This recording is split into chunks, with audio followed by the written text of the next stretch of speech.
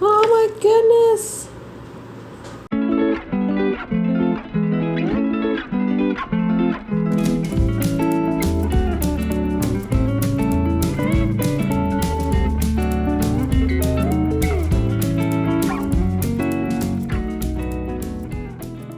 Hello and welcome to Baker Brews and a garden, pantry, kitchen, cooking tour in October.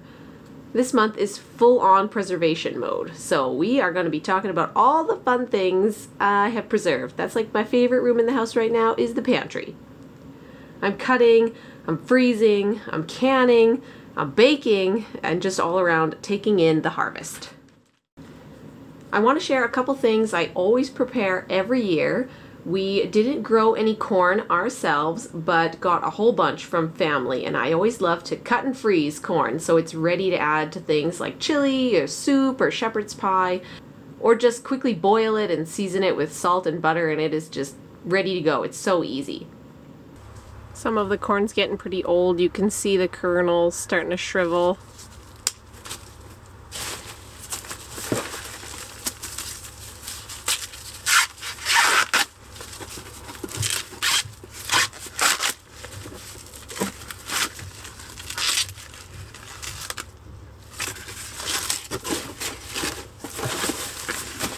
Unfortunately, some of it is just gonna be chicken food.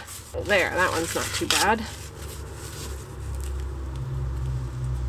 So you can really see the difference between a young cob and an old cob here. I always get a nice load of tomatoes, and this year I learned that after I roast them on a tray, these like a tray of tomatoes, I can easily remove the skins, so then you just get like a more creamy result. So if you're making soup, it's creamier, you just don't have the little skin bits and stuff like that, but I just didn't realize how easy it was, and I really struggled with that last year. So I typically roast a tray of tomatoes with a little salt, a little oil, maybe some peppers and garlic, and then usually I puree the heck out of it. I have an immersion blender. I love that thing. I use it a lot. This is our homemade tomato soup recipe usually, but this year I also canned it and have used it as a pasta sauce base. Place your bets. Do you think it's sealed or not? I think it did. It did!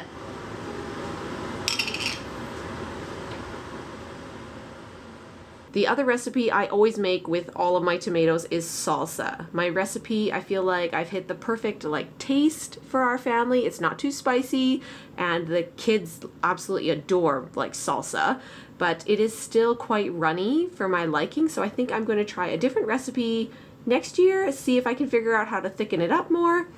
Tips, I'm asking for tips. If you have a tip on how to make thick salsa, let me know what I'm doing wrong, because I can't figure it out with this recipe, so hence why I'm gonna try a different one.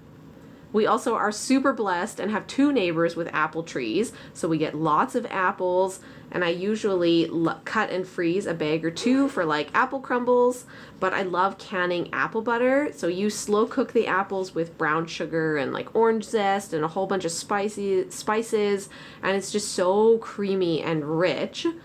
It's really nice on pancakes or waffles, I'm just saying.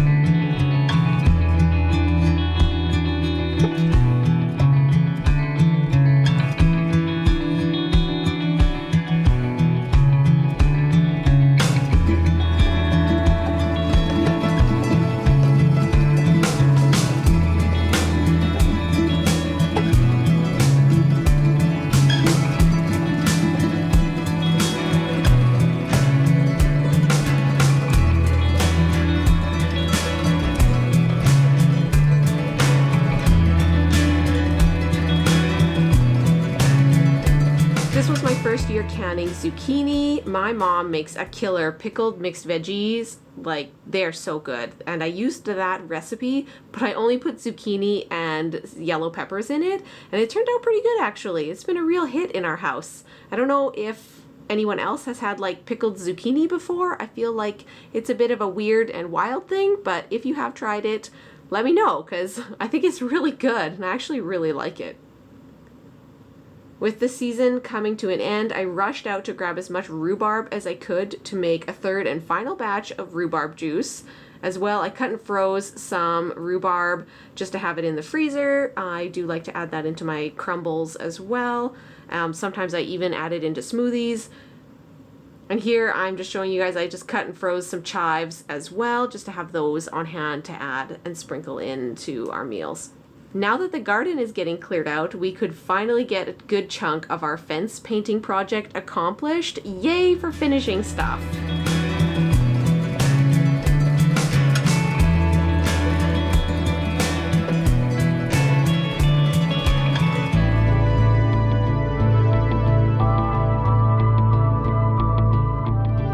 And I'm trying this. I saw this over on the Gardening in Canada channel, and she talks about overwintering your pepper plants, because in Canada we just don't have as long of a growing season. So by overwintering them, we can get bigger plants, bushier plants, which means next year that should equate to more peppers. So I have saved about 9 of my jalapeno pepper plants. I've put them in their own pots, and yeah, I'm gonna try and store them in the garage or in the basement all winter long.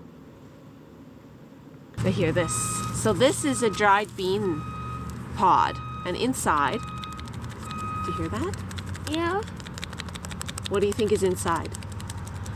Bean. A bean. A bean seed. So we open it up. How big is it? Look at this. Lincoln, move your head for a second. I just want to show Can the we camera. eat the bean seeds? No, these are seeds that we are going to save, and then next year we can plant it. Hold your hand out. One for you. I wanna. Yeah. I wanna. Chew on it. No, we don't chew on it. We're gonna save it. Oopsies. They're like gum. They're not gum, but they're a seed. They're They're beautiful. like gum. Put them in my hand now. Put them in my They're hand. like gum. Wait. Where's the bean? Oh, there you go. Since this spot is very shaded, it stays very moist. So I think I'm going to pull the bean plants right out and lay them to dry, because they are probably just going to get moldy and go gross and not actually dry the seed pods like I want. So I've got some huge bean pods on them, but like I said, they're touching the soil, so I just don't think they're going to dry as much. We are also at risk for a frost coming up here, so I think I'm going to pull everything that needs to come inside, like the tomatoes and some pepper plants, so that we avoid the frost warnings as well. Just gonna lay these here on top of the little playhouse so they're in the sun. I have read that you can pull the pods off and lay them to thoroughly dry and brown out as well and still collect the seeds. So we're going to try that with this pod as well and see if it works. One of the new things I'm trying is saving more seeds, specifically from my purple pole beans and just a few random snow peas. I usually save marigold seeds, but so many of my marigolds are actually still flowering now and haven't gone to seed yet, so haven't collected those seeds. But these purple pole beans were so good. They flourished, they produced so well, and then I ended up just leaving a few bean pods on and let them dry, and yeah, we're gonna try and keep the seeds and grow even more next year. Just going out collecting the dry seed pods. Even got some peas, keeping those together. So these peas aren't completely dry yet. They're still kind of green and squishy, but we are coming up to a frost here and I can feel the seed inside. So I just thought I'm just gonna pick them and let them dry inside, just so not fighting with the frost here. Yeah, and like I can tell that this bean is gonna dry. It's not edible anymore. It's really wiggly and squishy, so I'm just gonna let it, finish drying. The rest of these I think are the edible, little bit of edible things I found out there still. Yay! Thanks so much for tuning in and watching, guys. Got a Halloween box. We have Halloween bags. Look at all this stuff. What'd you get?